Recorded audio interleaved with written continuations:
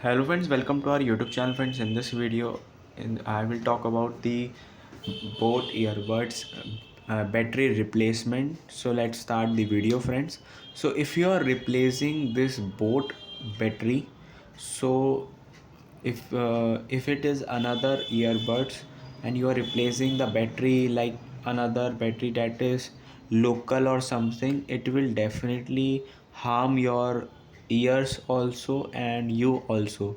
So don't use like local battery. If you are able to purchase any company battery, best company battery, you can just put in this earbud. But if your earbud is not too expensive and there is cost around 1000, or don't replace it, buy a new one.